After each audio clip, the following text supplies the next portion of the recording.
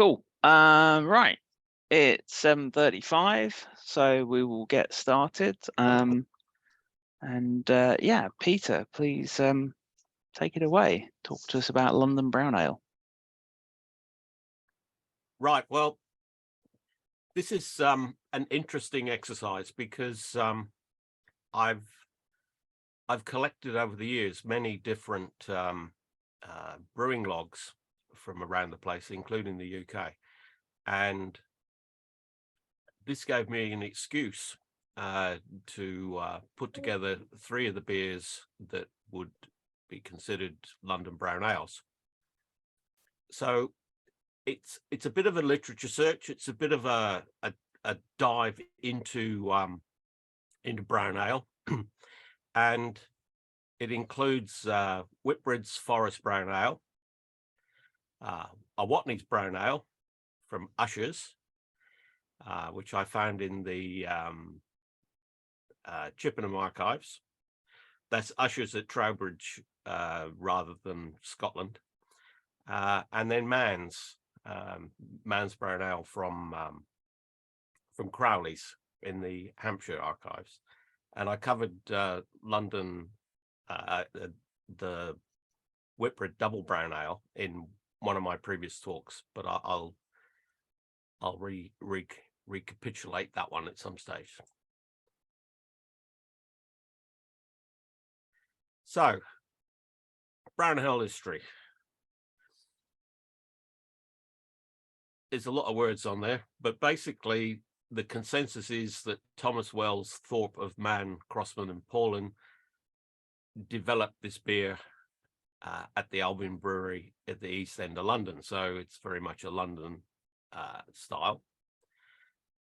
And then Hereford James in the Red Barrel, he seems to think that was 1899, and others, and there are a lot of others on the web, I have to say, with all sorts of regurgitated rubbish, but somewhere between 1899 and 1902, shall we say.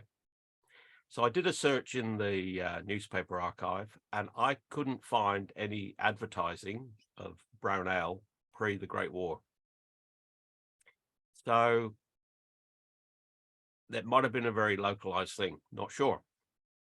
Now, Ron Pattinson, he had some data showing that brown ale, including Mann's, was a much stronger range beer than we would recognize today. So beers around 5% rather than the only remaining version, which is Mann's Brown Ale, which is currently at 2.8. And double brown ales were very much a thing between the wars. And in one of my previous talks, I detailed how the Whitbread Double Brown Ale was composed, and that was OG 1052. So we have a slice of history to choose from. We can choose a double brown at one end of the range, or a single brown, which would be your Mann's Brown, etc. Now, Michael Jackson, that's the proper Michael Jackson, not the other one. He very much has left a legacy of splitting English brown ale into Southern, brackets London, and Northern, as in Newcastle brown ale, as two distinct styles. That's fairly arbitrary, I guess, but everybody seems to have followed through on that. So what he wrote was that a good Southern type brown ale was quite dark. So 125 EBC is very dark brown, if not almost black, and 20 IBU. So he actually gave a few flavor pointers in that crystal malt is a key component, along with black invert and caramel. So there's a few things there that we can use as data points. Now, when a few a few meetings ago when exploring Double Diamond, I came across a bit of research that I'd done from the archives in Canberra, and Steve Smith pointed out that there were brown ales in there, and that sort of prompted this thought. So here's an extract from the from that data, and it had brown ale, 10 pence a bottle, 1032, 2.7 ABV, and it had something called the index of hop bitter, which I'll come back to, and unfermented matter. So there were a couple of national brands there, but unfortunately, I was thinking, oh, I'm going to have to work out what the FG was and do the necessaries. So I had a look on Ron Pattinson's site, and he'd already done the work. So that was excellent. So what we can see from this list that I unashamedly have pinched from his site and highlighted the brown ones, we've got a range here of 1030 to 1035. We're 2.5% ABV to 3 ABV, 3%. So the attenuation is, as you see, so very tight range, I think we can say, with 1960s London brown ale. Now, what they had in their list was they had this thing called unfermented matter. So I don't know whether their article had been written by somebody that knew what they were talking about, or they'd interpreted what somebody did know what they were talking about and turned it into something that a journalist might understand. Not sure. But basically, unfermented matter, the key thing here is that they mention quite a bit about effectively priming. So there's priming in these types of beers. So that's another little snippet of information. Their index of hop bitter, and that's the text that they put with it. They were using it more as a comparative measure. They're not IBUs as such, but if you look at the numbers and if you look at the current thoughts on IBUs, they're sort of in the ballpark. So, you know, there's again another range we can look at there. Now let's look at the first brown ale. Now I've deliberately chosen different brown ales to the ones that Ron Pattinson's got on his site. He's got a few brown ales there. So you can do your own research on those ones. So Forest Brown comes from the Forest Hill Brewery in South London, and Whitbreads were very traditional. They were bottle conditioning. That was their thing. And when they bought the Forest Hill Brewery, they were able to utilize their new, improved, filtered, brightly sparkling beer, i.e. artificially carbonated, which the rest of the world had been doing for ages. So they put it off to one side. So it's a bit like a Skunk Works, where they went and did the bottling there, and eventually they turned it into a depot and brewed it at Chiswell Street. And I picked a little bit of information out of the London Metropolitan Archives that I've got, and it talked about adding sodium chloride, quite a reasonable amount, to the Forest Brown. And my suggestion would be that brew and water full brown is probably the right sort of water profile to use for a London brown ale. You have the benefit of actually having London water, which may or may not be good for brewing. I don't know, but you know. So there's a thought about perhaps a bit of liquor treatment, which brings us to the first recipe. Now, this is derived, as I said, from the London Metropolitan Archives. I'm assuming that the salt just went straight into the copper. And I've gone with a fairly straightforward interpretation of the grist. It's hard to, I think, well, for me in Australia, it's hard to get mild ale malt, so I tend to use Vienna malt as being a suitable equivalent. Invert number 3, medium crystal, and some caramel. Because this is a reasonably dark beer, so you can see the EBC is 104.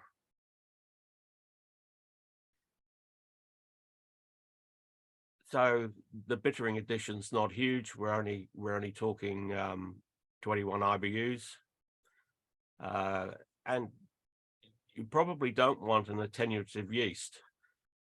Something around 70% would be probably good, and you don't want to carbonate it too much. I've overcarbonated the Mans brown ale. It's better now. Some of the carbonations come out. Now, there are views about brown ale as being a bottled form of mild. And in some brewery records I've seen, that was exactly what it was. They just dosed it with caramel and made it a bit darker, and there's your brown ale. But Whitbread brews this as a separate beer. So it is it's not a made in the racking room type beer. It's actually a complete brew. Now, there's been a bit on the Slack about inverting sugar.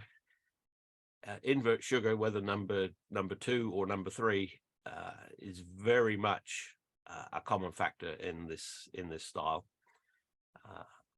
And I did this YouTube video about making it in the Thermomix. There are other ways of doing it, but the Thermomix, given that I didn't buy it, and I'm getting better return on investment by actually using it for something useful, other than making soup, then it works very well for me.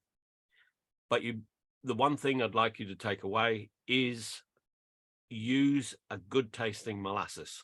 You do not want an acrid molasses. You want a molasses that's got a really good flavor.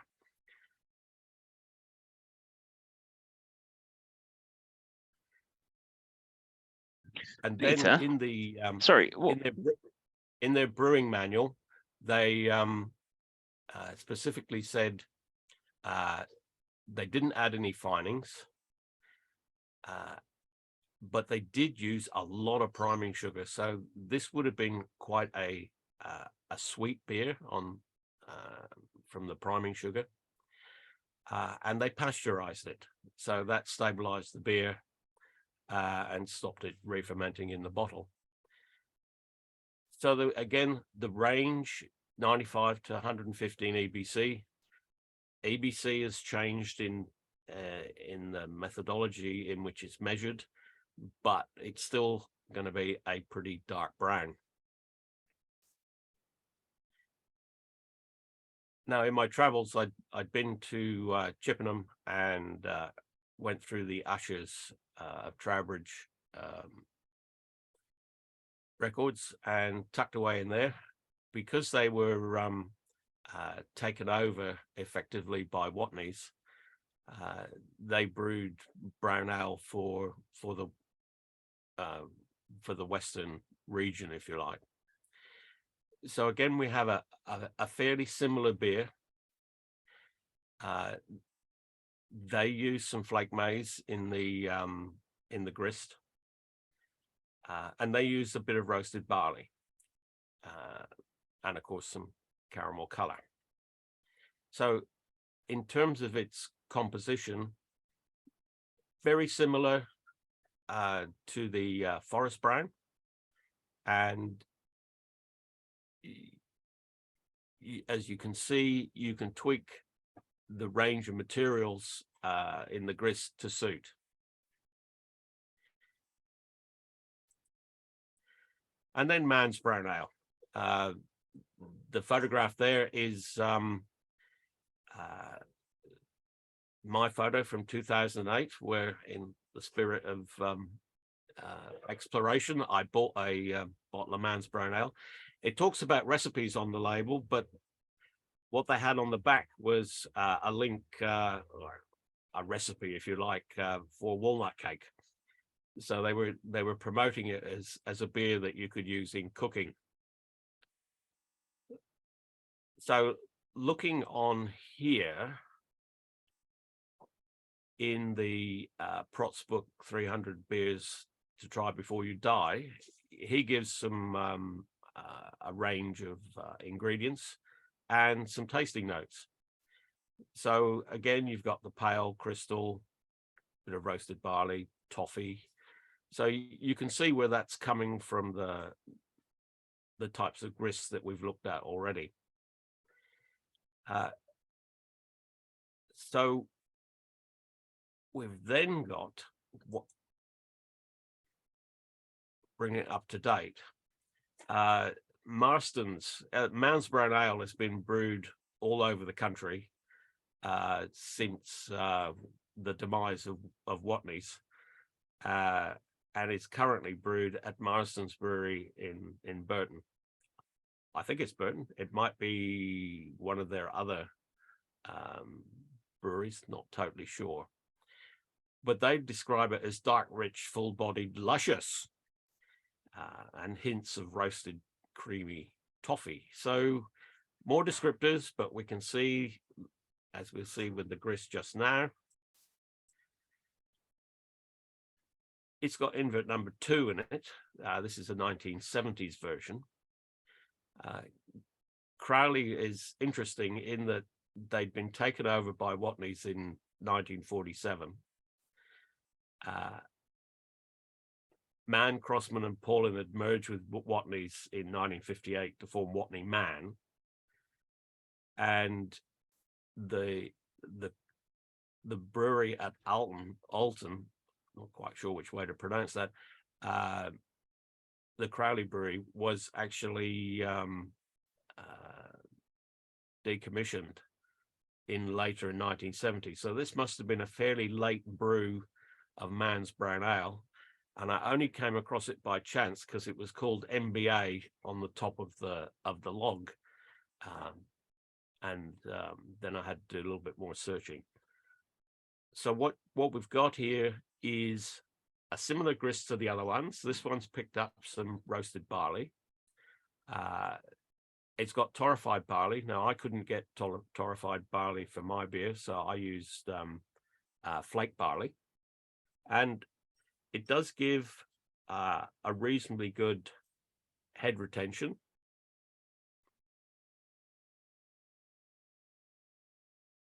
It's better than drinking water during the presentation anyway.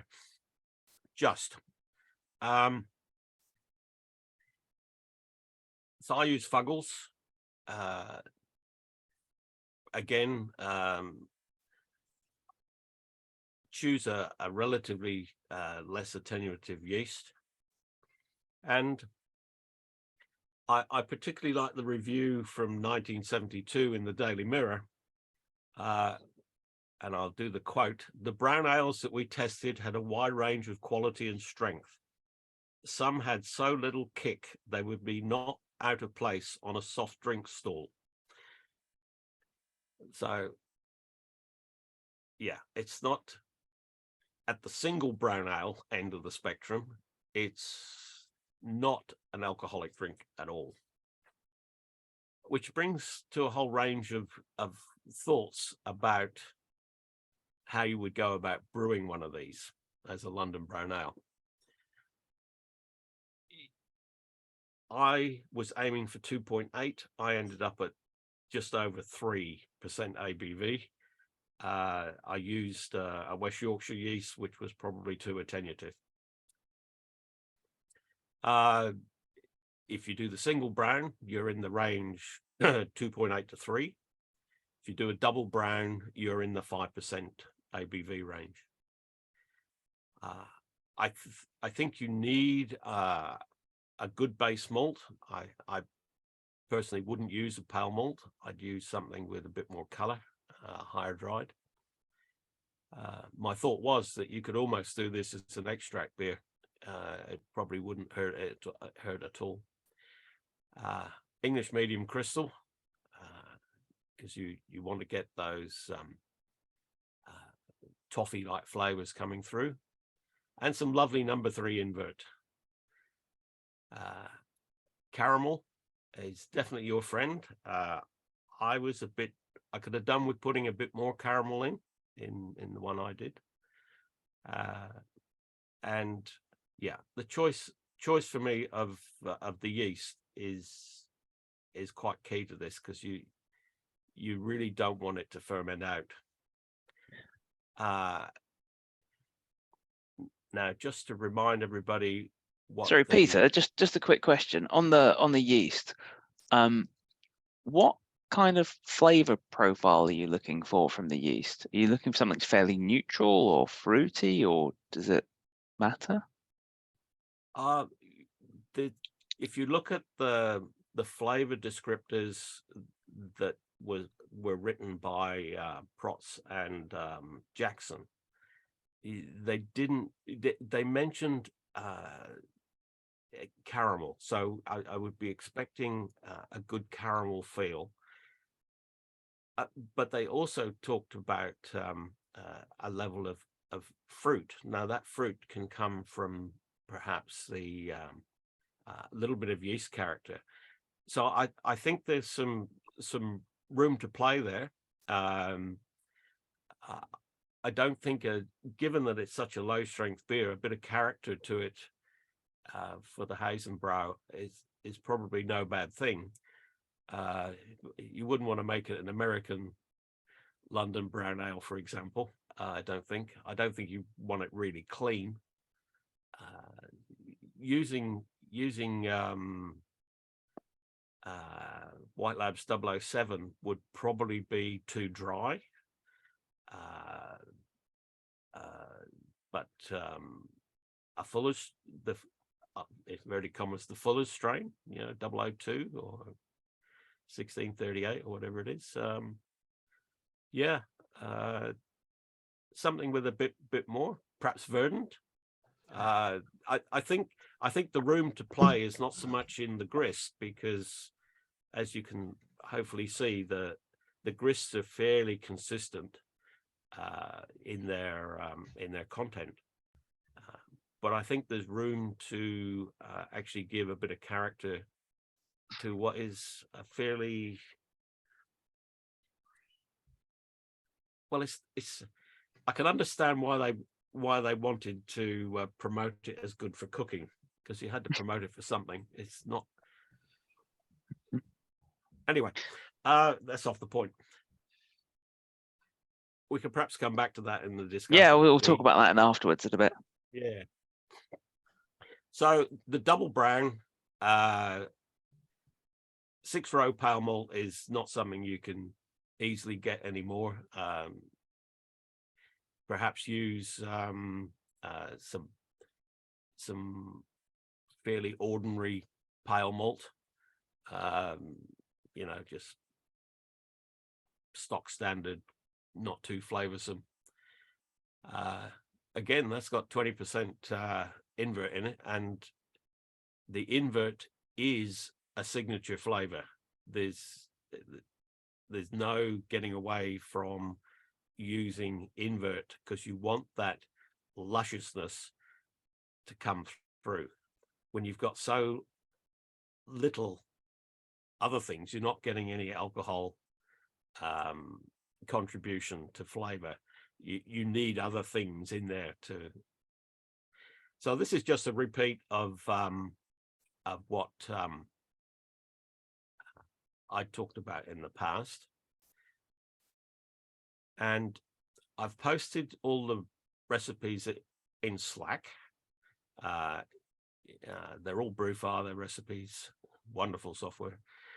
And Beer XML for those that are using other things. All the recipes are based on a 75% mash efficiency, and I put there the system settings that I use. So where I think the style is at is you want body, you definitely need caramel, it should be sweet and malty. You really don't want much in the way of hop flavor or aroma. And there's an open question about what sort of fermentation characteristic might be good. It's a pity somebody couldn't find a current man's brown ale, because that might be worth researching. So I put everything on this page where I use resources. Ant Hayes, who is the person that Hayes and Brow is named after, he presented to the BJCP in Cincinnati, and that PDF is available online. That's an interesting take. There's a few of Ron Pattinson's links. Martin Cornell's article is well worth a read. And down the bottom there's some contrast to what I've talked about as to what has been written for the historic London brown ale style. And probably should have done this at the beginning for those that don't know what I do and what I've been up to, but I put it there for the record and the viewing audience. And if you wanted to indulge me, you could buy my books. It's always an appreciative thing. Gyle Brews has a lot of brown ales in it, and they're brown ales from, not from London, but from places like St Austell, Devenish in Cornwall, Eldridge Pope. They did do quite a lot of brown ales, typically party gyled, and or made in the wrecking room. Anyway, thanks for watching. I look forward to debating what a London brown ale is, was, and possibly should be. Thanks. All right, thank you, Peter. That was very, very interesting. I think this is for the Hayes and Brow, this is like a really interesting one, not just because it was said Ant Hayes, the club's founder, presented on it, was a big fan of the style, and so that's why we're doing it this year. But it's also just obviously one where there's a BJCP style guideline for it, but obviously there's really only the one commercial example of a man's brown ale, which I think is possibly a shadow of what it used to be. We don't really know, really. I've had it a couple of times. I couldn't get a bottle of it for today. You can find it here and there. I think in Morrison's tends to have it. Yeah. So it's going to be really interesting to see what comes out of it, and hopefully we'll get a few club recipes from it for the top sort of 2 or 3. Perhaps it would be good to sort of share the recipes to see how people went about brewing them. For now, I've got several questions for Peter and also for the group. Does anybody else want to start off though? Have they got any other thoughts? Go on, Ken. I'll start with the yeast. One that Peter hasn't mentioned, but which I would recommend if you're using dried yeast, is to go for winter. It's very low attenuating. It says it will attenuate only attenuates as high as, or I think, sorry, the bottom end is supposed to be 73%. But if you do special things with your mash, you can get it much lower than that. So that's the yeast that I've been using on my trial batches, and it's turning out pretty well. It leaves a lot of residual sweetness behind, and it's got some character to it, which really imparts to the beer as well. Oh, that's interesting. I hadn't thought of Windsor. Windsor with perhaps a 70-degree mash temp. What mash temp did you use? Well, I've been mashing as high as 85. Right. Gulp. I was going to say, like, figuring out using a yeast for the first time and trying it under attenuate is kind of a bit of a pin the tail on the donkey kind of thing, and that till you've done it a few times, you're not really going to know. But it sounds like Ken's exploring all over the place. Well, it's because of my experience brewing the low gravity beers that I've got to combine the low attenuating yeast with very high mash temperature. I've got a pretty good idea where everything sort of sits now. It's worth experimenting with, because I think it leaves you in a position where you don't have to back sweeten it with too much in the unfermentables side. So you get a lot of just natural residual maltiness, rather than tasting the beer which has obviously been sweetened with lactose or whatever. Yeah, that's as many of my secrets as I'm prepared to reveal. I saw some homebrew recipes that were suggesting for Mann's brown ale, that was suggesting adding sort of saccharin tablets and things like that to it. I was like, I'm not so sure, but yeah, exactly. That's very 1980s. I wouldn't be recommending that. And I wouldn't be recommending adding lactose. I mean, you're not making milk stout, to be honest, are you? And that's just fudging it. Fudge. No, adding fudge to it. Yeah, there's a thing. Ho ho. It's giving me ideas now. Well, this is just it. From my experiments, is I've got a whole list of ideas of where I can take this style, going in an opposite direction. Anyway, we're not in that direction at the moment, so I'll just shut up. Right. Well, there's a future talk on Son of London Brown Ale. Adding fudge to beer. It's got to ferment, surely. It's mostly burnt sugar. It's warmed up a bit now. I will It is quite dark. I was going to quickly go through the BJCP guidelines for this. Let me just put it on the. I've got the current one. So I'll just put a link in the chat. I'll also put a link to Peter's site to buy his books. So let me just share this. We'll see where people think that what Peter's talked about differs. So overall impression, a luscious, sweet, malty, low alcohol, dark brown ale with caramel and toffee malt complexity and sweet tasting finish. I don't know. It seems okay to me. That bit, I'll pay that bit. That bit's all right. Medium to very dark brown color, can be almost black, nearly opaque, although should be relatively clear if visible. Interesting.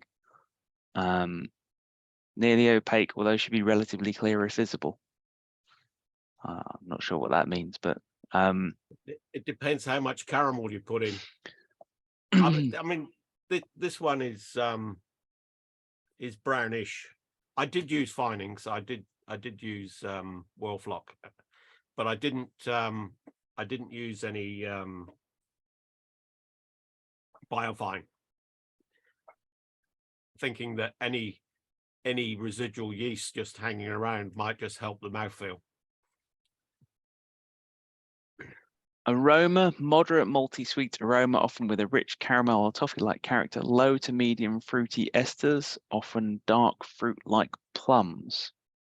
Very low earthy or floral hop aroma. Yeah, I think they might have pinched that from Prott's, those descriptors that they put in earlier. Caramel, I think, is is essential. But that seems to imply, if you're getting dark fruit, that might be different crystal malts. Yeah, you'd Dark- expect it to be. Dark crystal rather than light or medium crystal. Ken's nodding, so that's another secret that we've got out of him. He's using dark crystal. Mostly black malt instead of roasted barley, because black malt gives you all of those plummy flavors if you use it right. Yeah.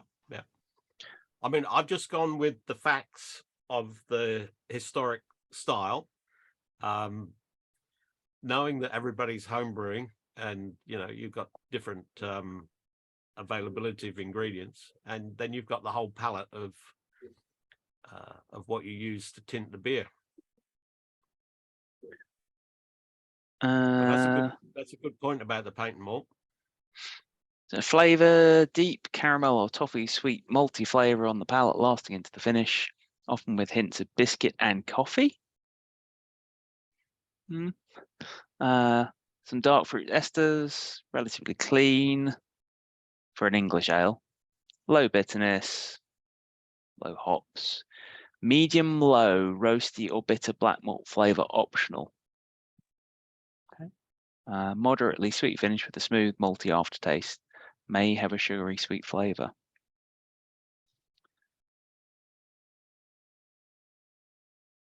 Yeah, I mean, to me, it reads a bit, I mean, as again, like the only one that the only one that's really available here now is Man's Brown Ale. It's pretty much the only one available globally that's a kind of original one, really. But it's yeah. I think my major issue with the guidelines are the ranges. So if you go up to the top where it talks about the range of ABVs, which I think is up the top. It's down here. Oh, it's down the bottom.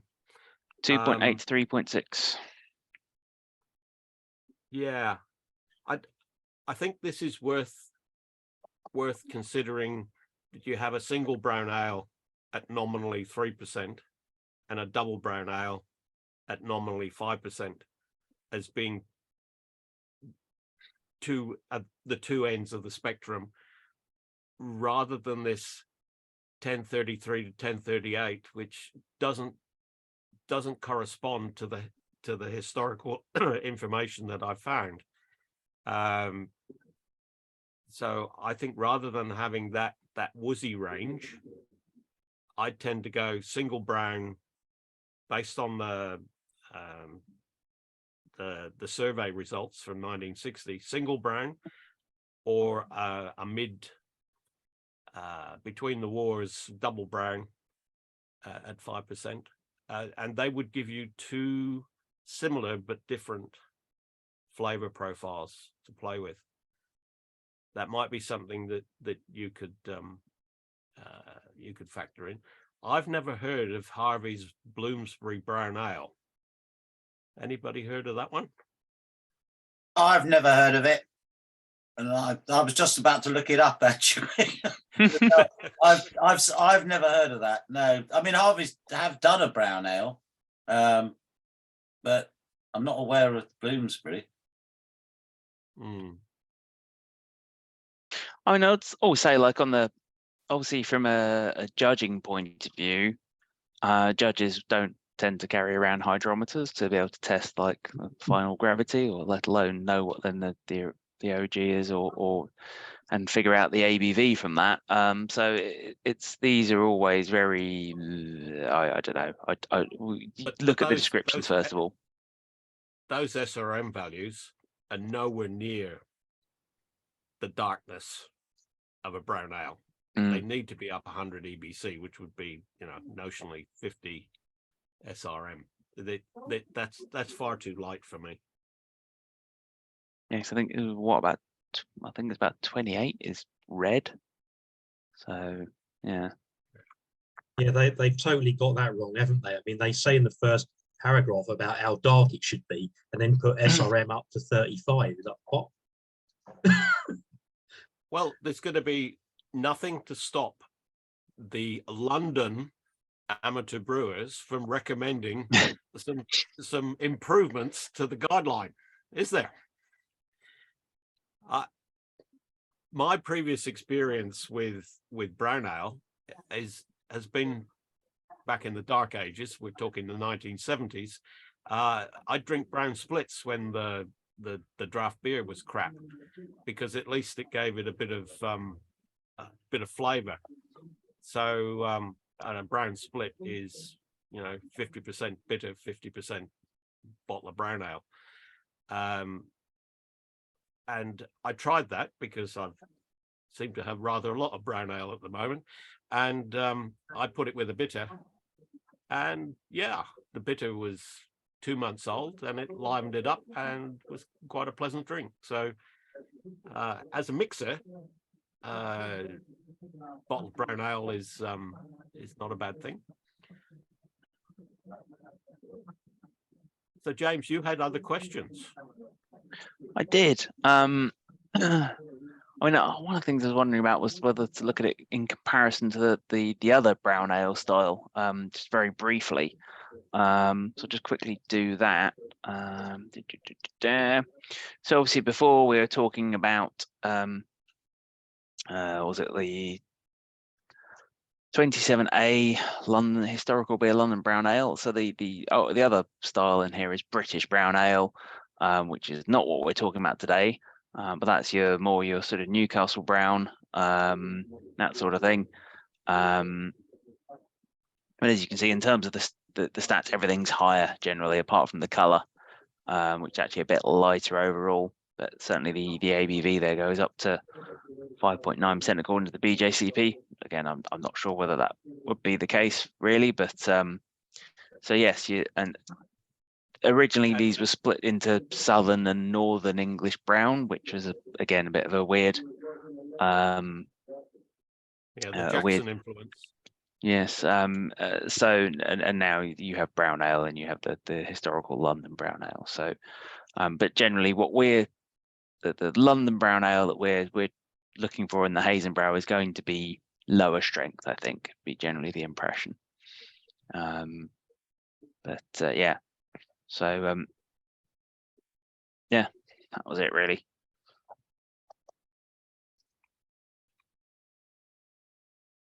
Yeah, other questions I had. So I was going to ask about invert sugar first of all. So I don't. What is a Thermomix, Peter? I don't know. A Thermomix is a bench. Well, you need to look at my video. The Thermomix is, I forget how much it costs. It cost almost $2,000 Australian a few years ago. What it is a blender, cooker thingy that you put on the bench, and it makes soups very easily, and you can cook meals in the thing. So what it's got is a setting that's really good. It's called the Varuma setting. Varoma, 110 centigrade, and that is a good setting for the inversion of the base syrup. If you don't have a Thermomix, then you can use the calculator with Lyle's golden syrup, and then add in that good tasting molasses, and then you do a blend and mix that up, and you can use that instead. So that you don't have to use the Thermomix, and you don't have to use an oven necessarily either. Was James? Was that you with the oven? Who had the? No, it was James Harris was Right. doing invert sugar in his oven. Yeah, well, my oven's got doesn't have the granularity on the control to be doing things like that. Yeah, I couldn't remember who was doing that. Well, I was wondering about that. If you have like a sort of digital thermometer, so you can get like sort of wireless digital thermometers very cheaply now. And I wondered whether sort of you could stick one of those in there, and then you could keep quite a close eye on it, to sort of see the temperature of it at any given point in time.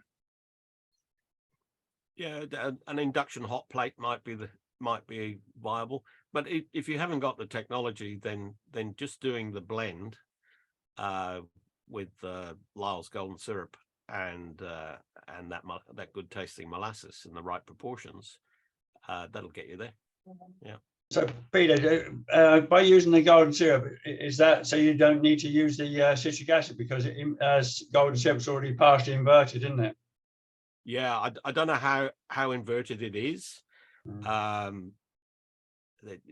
Here we've got CSR golden syrup, which is about invert number 2 color, but I don't know how inverted it is. I have been thinking that perhaps I should.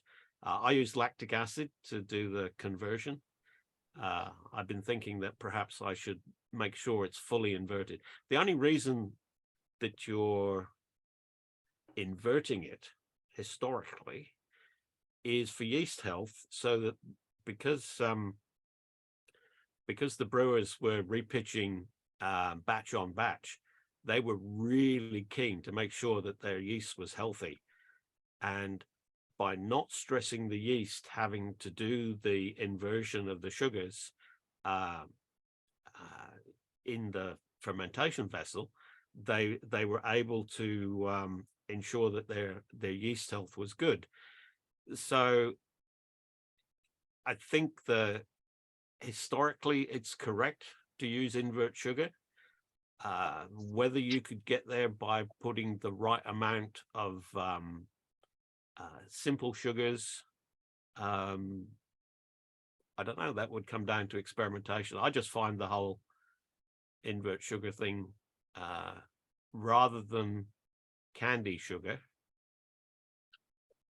the differentiator for me is the molasses flavor, and that gives that lusciousness, and you want luscious. The thing that I don't quite remember from the style guidelines was the word luscious, and luscious is a lovely word, and I think you need an amount of lusciousness.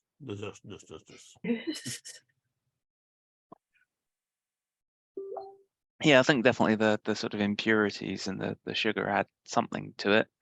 What I was always struggle with was the idea between the difference between using like a sort of impure brown sugar, like sort of muscovado or something like that. How is that inverted? Does that change things at all, or is it just the inversion process is purely just for the yeast health, for fermentability? Yeah, don't know. Just go with the the authentic way is to invert it. There are probably chemical reactions. I'm not a chemist. There are probably reactions in there, but you're sort of reconstituting part of the sugar refining process, where you're adding back in some molasses into a refined sugar, in effect, to try and emulate that lusciousness. So you might get there with the right sort of brown sugar. Again, that would be interesting because brown sugar is an amount of refined sugar, whether it be white or probably raw sugar, with molasses added back in, I think, today. So whether you'd get that lusciousness from that, I don't know. There's a lot of cogs and wheels at play here. The yeast interaction with the sugars, a whole lot of stuff. It's a yes, it's an interesting whilst it's a very simple beer, it's interesting how you might approach it. Peter, you mentioned. Sorry, James. Just very no, go quickly. ahead. You mentioned there is a calculator around the proportions you mix your sugars in. What calculator are you referring to? It used to be called Half a Cat, that website disappeared. If you go to the link, I'll put it in the chat in a minute. If you go to the link where I've done my Thermomix video, down below in the comments, I went to the Wayback Machine. Yep.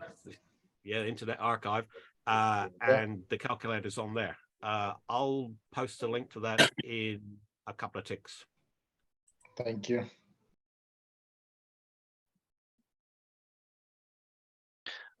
One other thing I was thinking about was I know a few of us have brewed with Chevalier recently, and What, found Morris? that no, the malt. Yes, I know. Yeah, so the historic malt, and pretty much universally, we've all found it under attenuating. So I just wonder whether that was something else that could be used sort of to keep the sweetness in the beer. It seems to have a pretty poor, I can't remember this alpha or beta amylase, but certainly not great performance of one of the enzymes. I mean, it does seem to under attenuate compared to other the sort of more modern malts that we're used to. Certainly that's what I found. It under attenuated by, well, normally I'd expect the beer to finish at about 10:10, and this one finished about 10:17, 10:18. So still tastes lovely, but yeah, definitely potentially another option maybe for something like that. Yeah, I've used Chevalier a fair bit, and what I have noticed with the malt analysis sheets are generic, and sometimes you don't know whether they've used fine grind or coarse grind, and sometimes some of their extract numbers are very much geared towards big brewers, and with different forms of mashing systems, and you could well not get the amount of efficiency out of it that you were expecting as well. So, Paul, you were going to say something? Yeah, I was just going to ask you, Peter, about your brewing liquor. I think I saw one of your slides suggested that London Water was soft. In fact, London Water is medium hard to hard, which traditionally was good for brewing dark beers like ports and stouts and porters. Are you suggesting a soft water should be used for brewing mild for this brown ale, which is a dark beer? I might have misspoke on that then, because my out is that I did suggest brew and water profile, which then you can adapt to your local water supply and compensate appropriately. I might have not said the right thing there, but go with I use the brew and water calculator as my. Yeah, I was going to say I mean, Raf brews in East Ham and the water's really hard there. So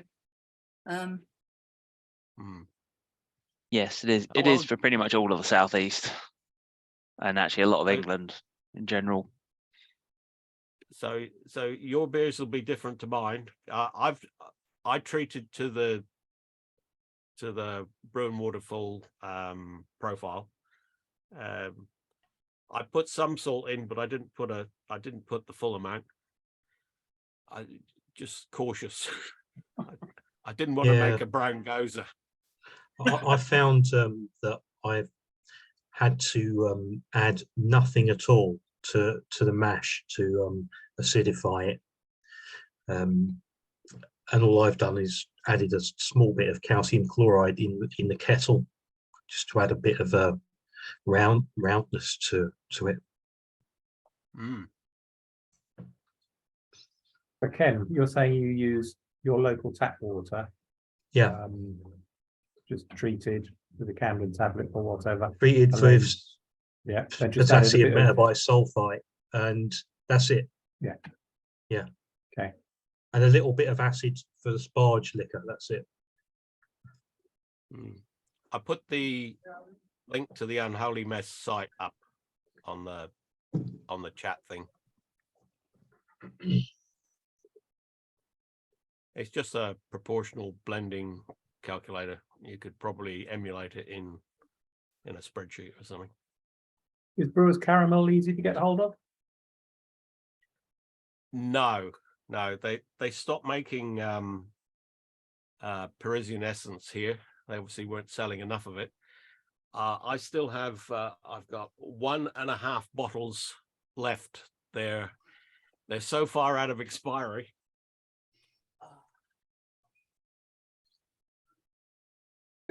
You can probably get Browning Essence.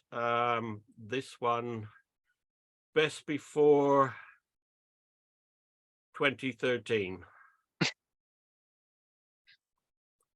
Yeah, but you can get on the Murphy's website for a 25 kilo drum.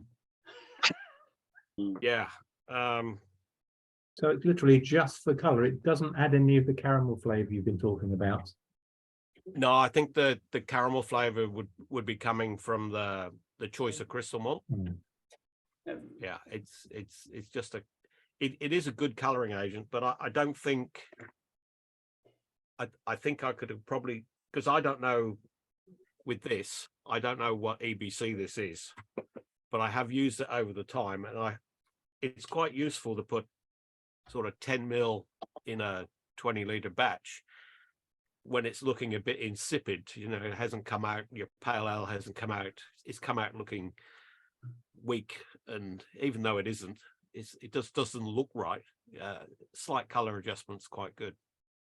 Well, there's a number of ways that you could do that. I mean, for sure, over here, you can get gravy browning. I've seen it in the local shop, and it even says on the label on the back for you can use this to darken the colour of your beer.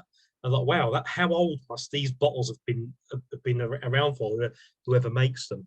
But also, if you wanted to darken it, you could, and you didn't want to add roast flavour, you could steep your dark grains in cold water overnight, so you don't get any of the harshness out, and then just put the liquor in afterwards. The other equivalent is of course using cinema, if you've got some of that. Yeah, but cinema won't get you the flavor. German things in a London brown ale. Yeah. Goodness me. Also, if you have access to RO, I would recommend you steep your malts in RO rather than normal water, because then you get a little bit more flavor out. The roast barley I used was Joe White, which is the one the local brew shop's got, and there's no substitute for actually brewing one and tasting it. I could have probably gone with a little less roast barley, I think, and possibly a little more colour.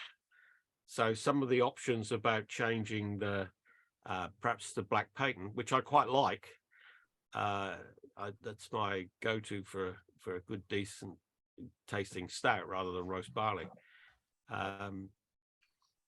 Again, if you're aiming for the lusciousness, everything should be focused towards luscious, and you don't really want to get that burnt flavour. And that lusciousness you're saying, Peter, comes, you think, from the invert sugar, which leads on to my next question. Are the flavours, I mean, lusciousness is a flavour that's been used describing decoction mashes. And I bought a bit of decoction equipment lately, so I want to make it pay. Do you think decoction of a brown ale would provide the same sort of flavours?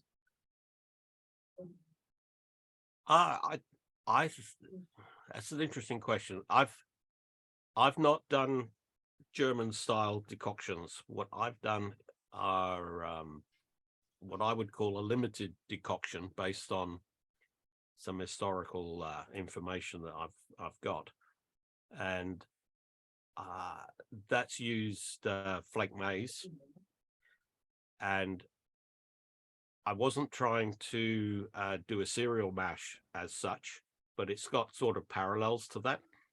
So I took out, I don't know, about 5 liters out of the mash and boiled it up. And this is in a 4% beer. And what I've found it gave a fullness of body. This 4% beer had 30% sugar in it. I think the decoction process, or using perhaps a limited amount of the grist, of the mash, boil it up, would actually aid the mouthfeel of a fairly low alcohol beer. So I think that might work, but I'm not sure you need to do the full triple decoction on a 2.8% beer. I mean, I would say, Paul, like that when you go on to doing, I don't know, you decocted already? I Or- decocted a dunkel, which hasn't, it's not going to be ready for next week. But yeah, I've not tasted that yet. So, I mean, was it single, double, triple? I did triple at the end, at post Oh boy. mash. Yeah. Okay. Yeah. So that's my the more the longer you decoct it, the more you'll get out of it. But when I've strayed into doing double or triple, mainly sort of triple, it adds, and there's an initial impression of sweetness that you get from it, which is more sort of richness, really. And I think a lot of the I don't know, sort of Czech beers tend to offset that by obviously adding a lot more in the way of hops to bitter it. And then, but that also then fades away, and you just get sort of a nice malt richness after that. But it's that initial taste that is very like, oh my god, this is sweet. And actually, then it's not. You think initially it's going to be one of those things of like sort of teeth chattering sugariness, but yeah, it doesn't do that. So it'd be one of those things where you'd have to try it and see, really. But yeah, it's another way. I mean, I wondered about doing something in that direction as well. So yeah. Ken's smiling like he's already tried it. Yeah, idiots. You doesn't work that way. Yeah, no. So try and see. Give it a go. Oh, look, I'm going to have to get somebody to send me some surreptitious Sarson's browning gravy mix. Yeah. Well, I've just had I a mean, quick I'm look running on the UK. Quite a lot of the UK homebrew sites sell Brewer's Caramel. What at reasonable volumes. Yeah, there's 100 ml here and there. You Right. might get something that's got up to 300 ml in a bottle. My daughter's in Germany at the moment. Perhaps they've got something similar. And she's coming back. But no cinema. No cinema. No, that's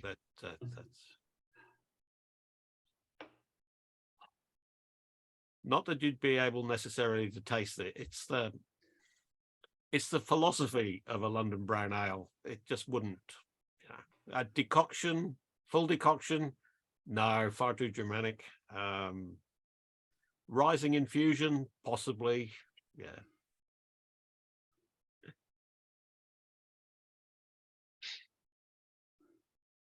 Well, I'm enjoying my breakfast beer, I have to say. So,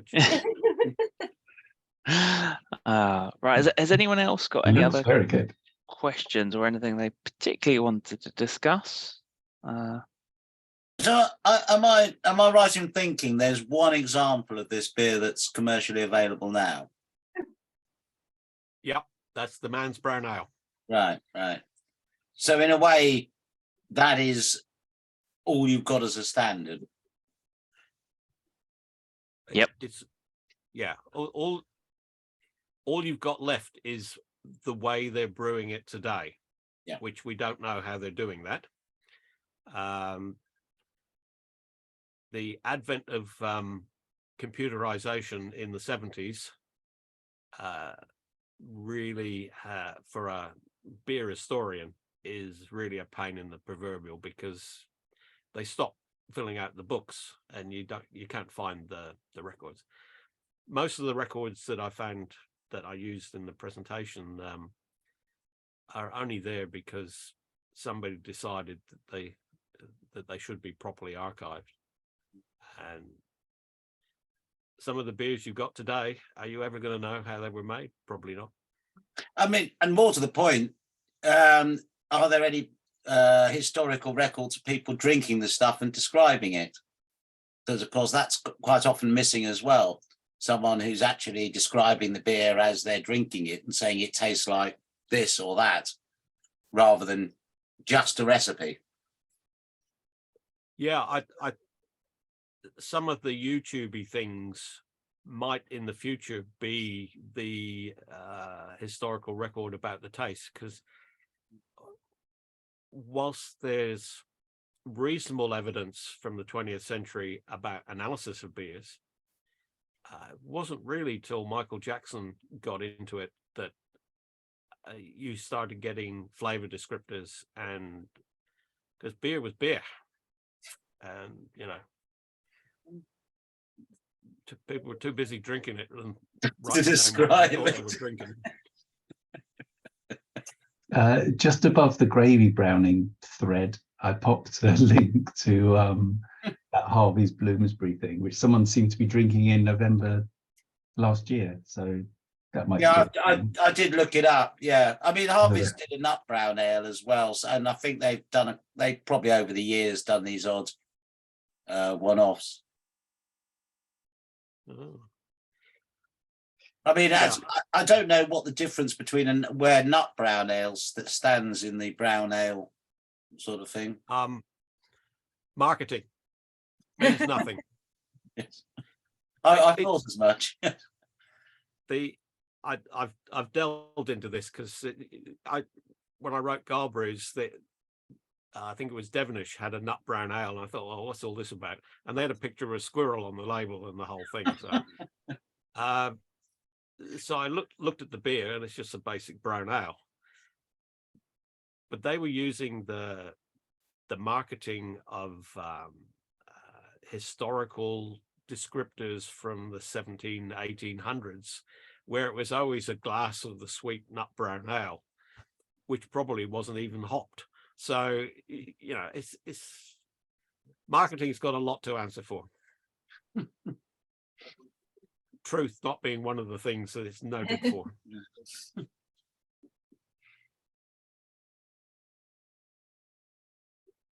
Did we finish your list, James? Yes, I think we've covered off everything I was going to ask about. So Are you going to brew one? I hope so. We'll hopefully have time to do it. I mean, it's one of those things where the sort of 2.8% or whatever you're roughly aiming for, it will ferment out in an afternoon. So yeah, it's Well, mine reached terminal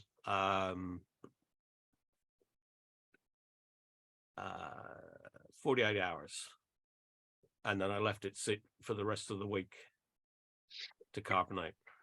I did the bitter, the Chevalier bitter I was drinking just now was I pitched so I was using Imperial A09 pub, which I think is actually quite closely related to the current Fuller's strain, certainly more than the White Labs one is. Tastes much better. I pitched that Sunday evening, and I think it was done by Tuesday morning. It really blew through it, and yeah, tasting good. So yeah, We've got a down in Melbourne a yeast producer that's now selling to the homebrew market, which is good. He's got a strain of London ale yeast that isn't Fuller's, from my taste. So I quizzed him about this, and he, as all yeast suppliers are evasive.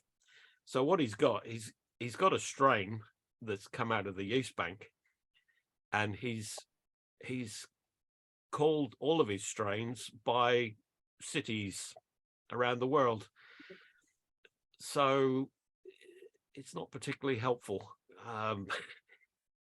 But I have found that's a yeast strain, depending on mash temperature, will ferment around 70%, perhaps in the range 68 to 72. And I repitched those yeasts, and they're a bit like the whatever brand you talked about. They come in a pouch that's pitchable, and it goes off. The local expression here is like a frog in a sock. It just ferments. It boom. And if I don't see an S curve go like this in 48 hours, I'm worried. Gone are the days of wondering about whether it had started or not. That's good. Yeah, healthy pitch rate. I reckon you could drink a brown ale in a week, and it might get better in the second week. Yeah, I'd agree. Definitely turn aroundable in a week. Yeah, James. the first one that I made, I was drinking it. Yeah, I've let it condition for 7 days in bottle and popped one open, and it was perfectly drinkable. Perfectly drinkable. It didn't need any more conditioning time. Definitely not. I mean, yeah, it's a quick drinking beer ultimately, isn't it? Don't need those flavors really to mature. Yeah, James, Well, sorry, I should yeah, know this, but for the Hazen brown, are double browns excluded? That's not up to me. That's up to the members that are voting for it. So, is it a London brown ale? You would pick up a double brown compared to a single brown. And so someone who was voting might think, well, this is a double brown, that's not included in the competition. Well, they might do. They might do indeed. You will definitely, having brewed the Whitbread double brown, and from my tasting notes, everything's amped up because the alcohol's there. The whole feel of the beer it's a much bigger beer. It's a very nice beer, especially if it's decocted. I mean, I would encourage people to go towards the lighter end of the style. I think that's more in the spirit of what we're doing. But well, yeah, it's a pity I'm not there to give you my personal opinion on matters, but never mind. Perhaps one day. So yeah,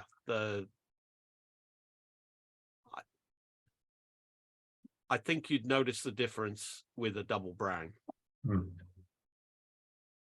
And if it's anything like most competitions, people would enjoy the stronger beer at that end of the range than the lighter beer. But that's okay. You could have two winners. I'll bring my hydrometer and evaporation rig to check the alcohol level. And yeah, there's only one trophy, James, now, isn't there?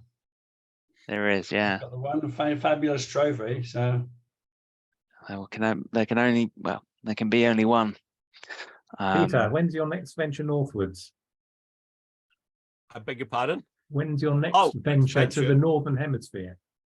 Yes, no, there was this thing you might remember that sort of put a 2.5 year hiatus into everything. I'm not sure. It's more about the cost of the airfares at the moment. I mean,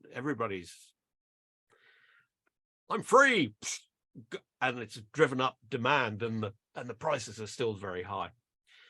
But perhaps one day, and I would definitely like to synchronize with one of your events and come and say hello in the flesh. It would be lovely to tie up. The thing I don't think I mentioned about the Ushers brew, it had 10% of bottoms, pressings, an ullage when they came to rack the beer. So perhaps that gives you a certain je ne sais quoi in the final beer, but I probably wouldn't recommend going down the local pub and trying to get some ullage.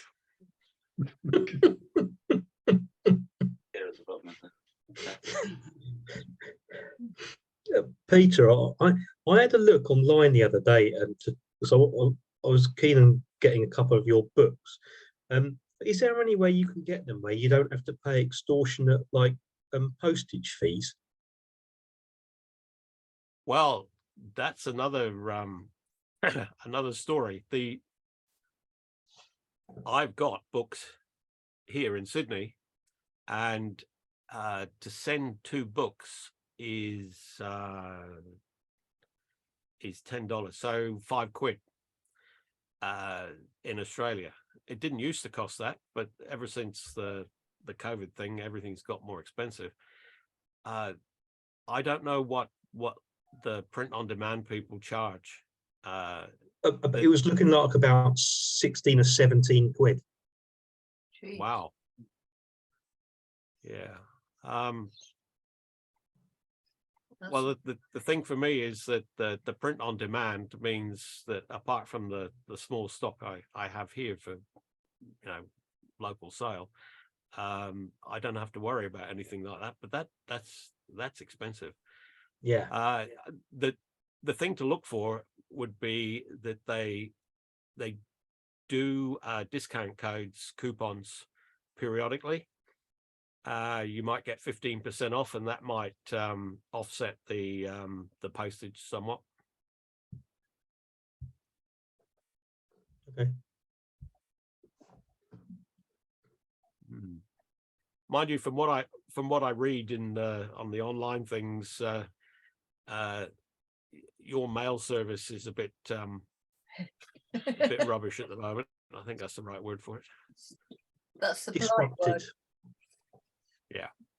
Yeah, ours has decided that you'll get letter deliveries every other day because they're making far too much money out of delivering parcels and losing the proverbial on letter deliveries. I think it's fairly universal that change. Ken, I was getting on the on lulu.com showing me as £3.74 for a delivery. Wow, I haven't seen that. One I looked at the other day, it was, I think I went through the Triton publisher, and it was like asking for 16, 17 quid. Send me a link if you've got a cheap one up there. I'll put Make it in sure the you chat. go to the UK website, because your postage might be postage from the US if you're not careful. Ah, Ah. So you want to go to the Lulu UK. It's. I'll just put the link in the chat. That's one I've gone through, and it's showing as £3.74 for 2 of the books. Oh, that's reasonable. But have a look for their discount codes. It doesn't affect the pittance that they pay me, but it's good for you.